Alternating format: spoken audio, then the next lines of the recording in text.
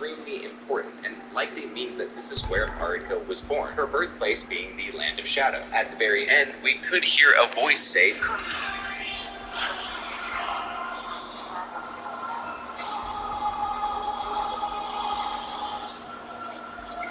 I couldn't place this voice at first, as it sounds similar to Ronnie or Melina, but I feel like it's not either. It was also a little too raspy and a bit deeper. That's when it hit me. This voice might very well be the first snippet of what Mikola's voice actress sounds like. His voice actress is even credited on IMDb as Naomi MacDonald, who is a female British voice actor that specializes in voicing with accents and young children or adolescents. This isn't even her first Souls game either.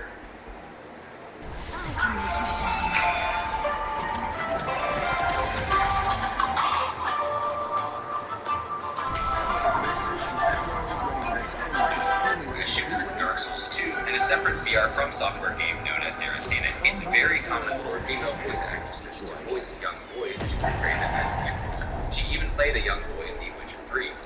That old cat don't speak to strangers. You're a stranger.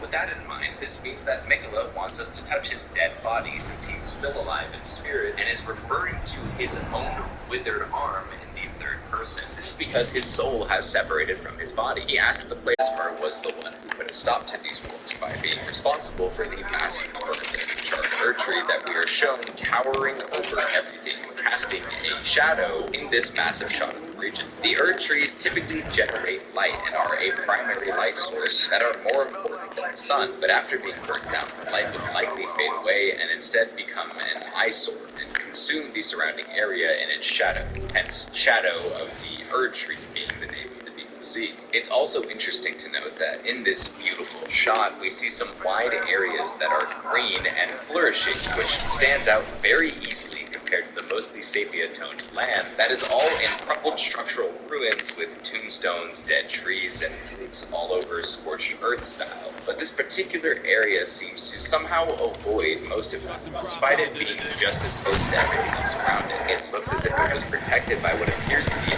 veil that comes more from the sky above the tree itself, and less from the tree directly, almost like the canopy that we see in the location of the Queen's bedchamber in the capital of Linden. The Queen being Marika, likely designed her bedchamber to replicate the old Erdtree here as a memento mori, which is when someone keeps death at the forefront of their thoughts as a reminder that nothing is permanent. In fact, this veil was just confirmed by Miyazaki directly in an interview to actually be hiding the Land of Shadow from the Western world. But this is likely an area that cannot be seen from the outside, with being covered with the veil. The veil is not casting a shadow, but the veil appears like it's a spell being used to hide away the land forever, almost like metaphorically sweeping it under the rug. It seems like Marika is trying to hide her mistakes from the world, but still doesn't want to forget what happened. Some extra details in the shot include a mysterious open flame that is just constantly burning, which could be proof that the Land of Shadow Erdtree was actually burnt down directly like we see in the official art of Mesmer here, where it's actively being burned as he sits on the throne in front of it. Lastly, for this shot, we even have some large structures that look like they were constructed to support the falling Erdtree, or at least collect what is spilling out of it. That was a lot for such a giant shot, but now let's look at the next smaller scenes where we see the same area at nighttime with a mysterious symbol in front of what is most presumably a player wearing an outfit that looks like the Carrion Knight set, but also has some very unique features like being mostly neutral colors instead of blues, and the unique helm crest at the top. I haven't seen anyone talk about this symbol next to them either, but this could be a lot of things. I assume it's a logo of a new faction or religion that belongs to this other Erdtree and does not belong to the current Erdtree, which is the Golden Order from Atlas. This was also more or less confirmed by Miyazaki's interview. He stated that there was a culture that existed before the Golden Order, and that the Lion Dancer character is derived from that culture, so the symbol likely belongs to a separate culture that we haven't seen before. We then immediately cut to a shot of what I believe to be some new, hopefully friendly NPCs, as what appears to be a woman trying to face with using a really great potentially truly colossal sword,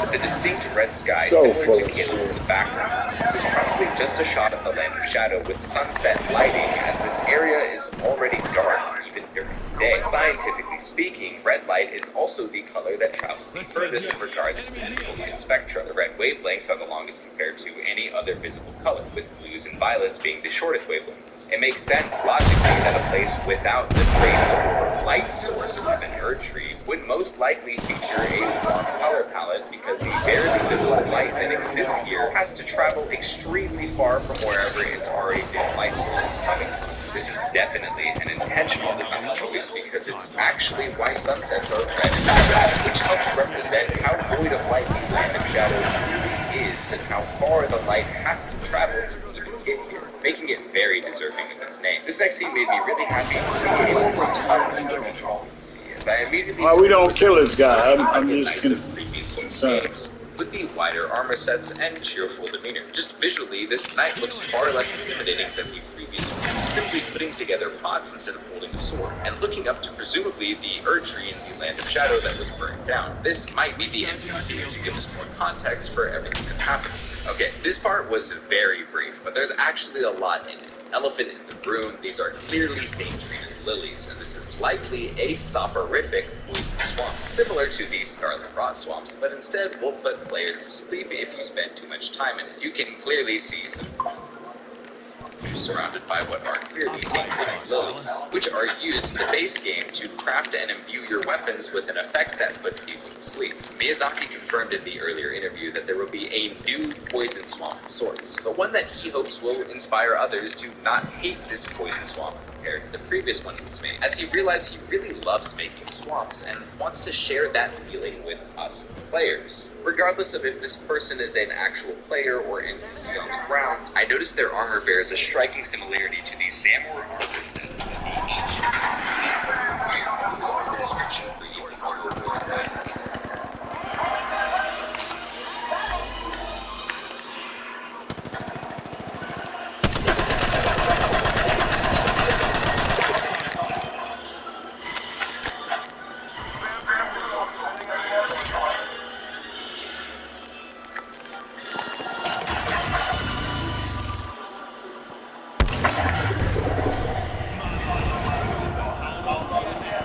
Reckon I ought to grab an upgrade.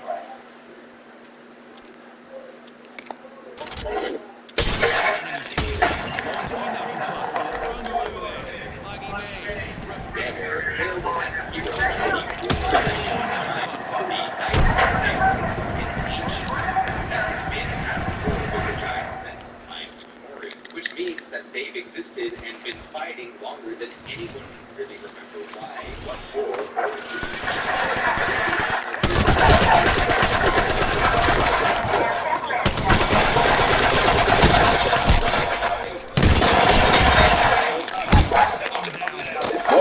One shot, bro. One shot. Oh my god, bro. the design of this area is literally Right here. One shot, bro. He running. there's a vertical planet that use as a license, and we can actually find these scattered about in present day right academy. We also see candles whose flames resemble a white ghost flame, like the ones on the stella, but we can only tell so much. Rings close, 45. Next couple scenes are a bit lighter in detail, as this area looks similar to the destroyed trees pattern instead, as the player approaches a clearly abandoned castle or fort, illustrated by how disheveled it is. These two characters are very well.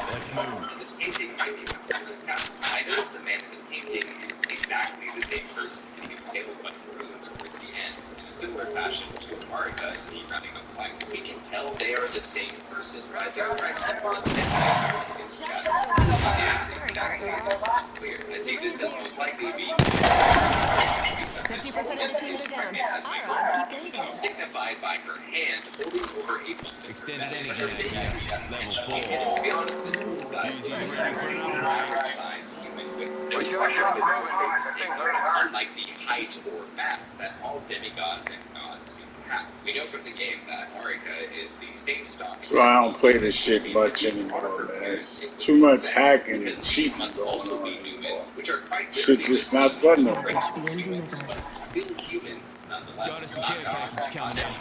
Also, Newman do not originate from the lands between where the main events of Elden Ring takes place. The Newman come from outside our playable region, just like the Land of Shadow is outside our playable region as well. I believe the Newman travel from their home region to the Land of Shadow, birthed Marika there in their new Unreal. kingdom, which explains how she Take a first month to get to and they likely silver. fled after the urges were burnt down, Much as I which might play. be how Marika Unbelievable. plays in this DLC, as she is explicitly mentioned by the developers here in the trailer description. This next shot with all of the mods hanging from chains is unclear, but I noticed whenever we see mods in this Best DLC, grab an none of them upgrade. are alive, nor sentient like how Alexander and other living jars appear. Visually, these jars look almost identical, but these are completely lifeless, which could be intentional in the context of the DLC.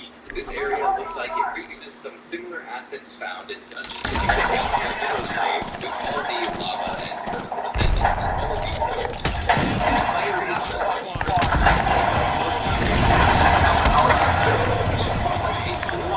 I'm not sure if this is a new weapon, because I've never seen anything like this sort of weapon. I thought it was the Naginata. Naginata has a much Bloody longer ice. life. Regardless, we have direct confirmation of new legacy and smaller dungeons in this DLC from Miyazaki, so it's almost guaranteed that this is just a remake of those new smaller dungeons, as they all use similar assets. A city's worth of people similar to live there. We see some direct destruction, almost like the city is dissolving. While there's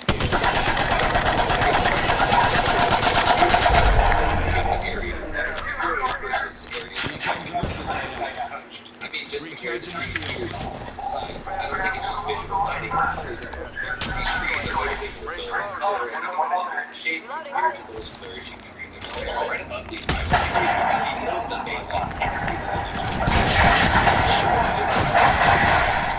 Now this next one might be a stretch, but seeing these powerful colors reminds me of the Envoys in the It's still really far off from being similar, but no one knows where the Envoys originate from. Also, the floor down here looks like it has a similar glow to the floor we saw earlier, which represents the whole selection play that I had with Mesmer, who again we still haven't gone over yet, and we'll come to the very end of it. But we have a few more things in the trailer before we get on this fascinating garbage can, which if you look closer is actually there's even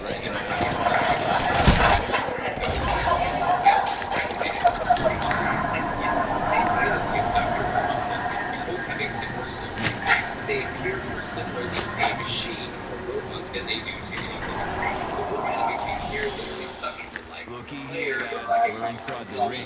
Using a Phoenix kit. Oh man, I'm getting blood.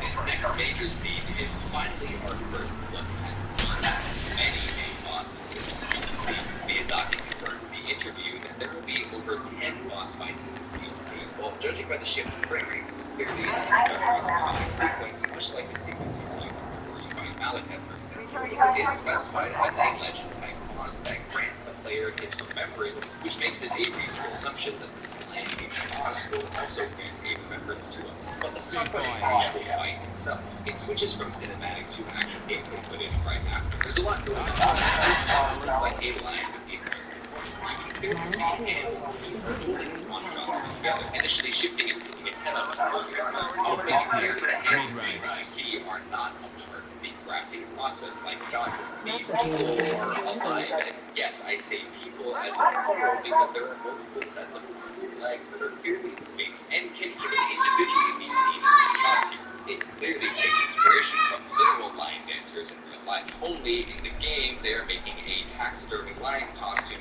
using the real head of the lion instead. The real-life lion dance counterparts are performances that may bring good luck or chase away evil spirits, which reinforces the idea that this is a costume of sorts by its two sets of teeth, where the inner row looks uncanny because of how perfectly aligned all the teeth are compared to the outside row. When the monster attacks with its mouth open, you can even see it doesn't have a tongue at all, reaffirming that these are likely dead choices in this costume, taking living animal to a costume. There are also also supports some features like how all its horns look like omen horns, which can be nice. But then there are some things like using volunteer antlers in some places, almost like they slap these on just to decorate the costume more, as well as the random armor and pieces of cloth covering its body. This clearly speaks to me as a PI costume that utilizes real parts of creatures and animals alike while being controlled by it.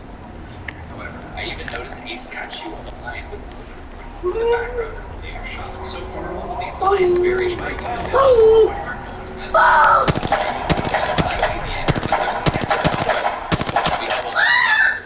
as creatures in the base game of the open.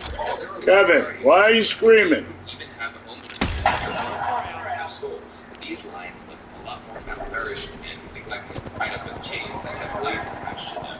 So each cave is as golden as they are described. So shut down, which could be a sign of the domesticated by encounters. A wild golden lion would let its horns grow freely, which is why there are a lot more horns on this boss lion's head, and they likely to be a wild one. The demigod Verdun also constantly tries to make lions and anything else. This is part of the states that every piece of the lion is a real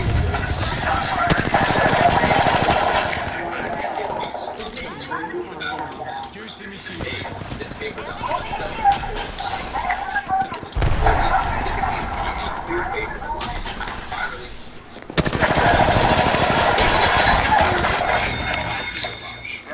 Some people say it's just a lion, which happens to be symbolic of God and but Siraj has some distinguishing traits of his eye that is present.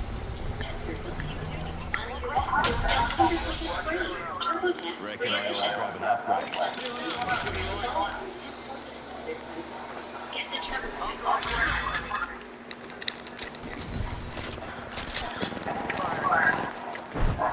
You're shooting at me.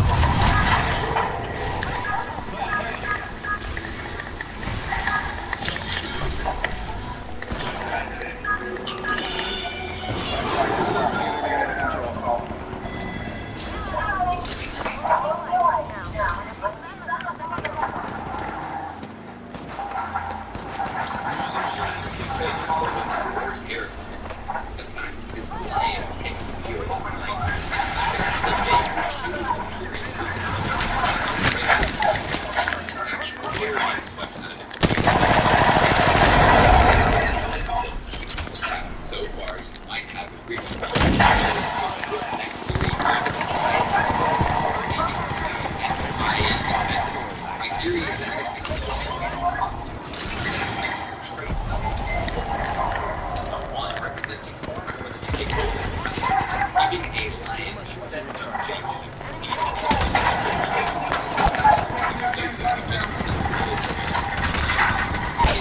As if it's a that's why they included